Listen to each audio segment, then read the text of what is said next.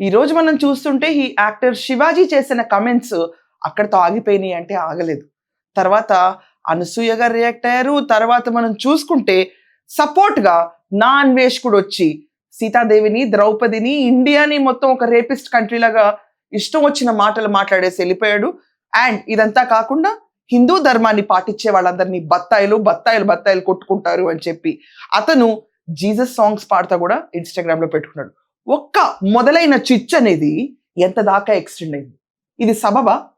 మనం అర్థం చేసుకుంటే ఇక్కడ జరుగుతుందంతా ఒక స్త్రీ స్వేచ్ఛ. స్వేచ్ఛ గురించి మాట్లాడాలి అనుకున్నప్పుడు ఆబ్జెక్టిఫై చేయకూడదు ఉమెన్ని.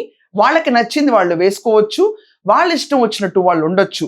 అట్ ద సేమ్ టైం ఇండియాలో జరిగిన రేప్ నెంబర్స్ మనం చూసుకుంటే కనుక ఫుల్లీ కవర్డ్ ఉమెన్ కే రేప్స్ జరిగినాయి. It is a mind set అన్న వర్డ్ పైన డిస్కస్ చేయొచ్చు, ఆర్బిట్రేట్ చేయొచ్చు. దీని మన వాక్ స్వాతంత్ర్యం. ఇదంతా కాకుండా it is a preliminary right of a women to wear whatever she want. కానీ దీనిపైన ఎవరు డిబేట్ చేయకుండా ఇష్టం వచ్చిన రీతిలో మాటల్ని పెడదోర పట్టించి ఎవరికి నచ్చినట్టు స్లాంగ్స్, ఎవరికి కావాల్సినట్టు వాళ్ళు విచ్చలవిడితనంగా మాటల్ని కొనసాగించారు.